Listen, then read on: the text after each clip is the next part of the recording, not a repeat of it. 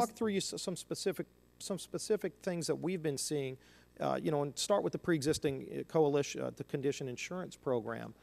Y'all did actually stop taking new enrollees in that program, right? Because it ran out of money.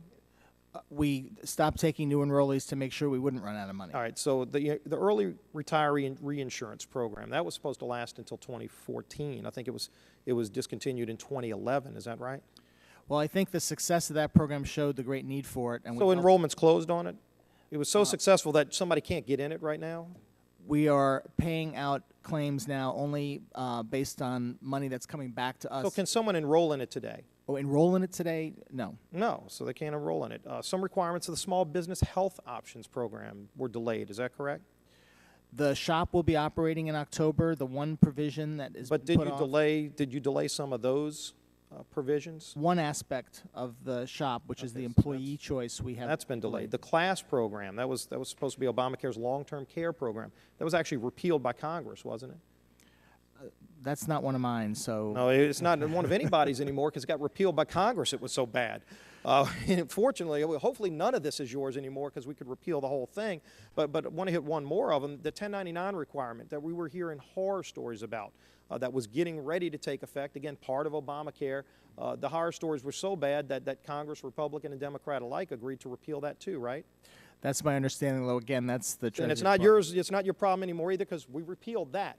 So there's 5 examples right there. 5 examples, some fairly small components, but then you're here telling us that probably the largest component that you're going to have to deal with, and that's these exchanges. They're going to be ready. You think they're going to be fine in a couple of months when it's time for them to come online? Yet I just gave you 5 examples of programs that were either delayed, closed enrollment because they weren't ready for prime time, or just outright repealed because they were so bad. But then you're going to tell us that the biggest part is going to be okay? We're on track, and I can just point to the successes that we've had so far in developing I just highlighted 5 examples of failures.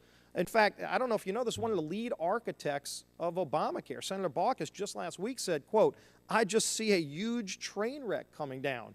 He's not even running for re-election, but I mean, he just said that last week. I mean, do you dispute what he said last week about the health care law being a huge train wreck coming down? We are on track and on schedule. On track. The problem is there's a train coming at you on that track. According to one of the architects, that's not me. I voted against it. Somebody that actually was helping push this thing through said it's about to be a huge train wreck. We will be ready to help millions of Americans enroll in quality, affordable I hope coverage. you're ready to help the millions of Americans that are about to be dealing with this train wreck that's coming. Because, again, when you talk to real people out there in the real world, big and small, they don't know how they're going to be able to keep the health care they like for their employees, and that's a big concern of mine. Yield back.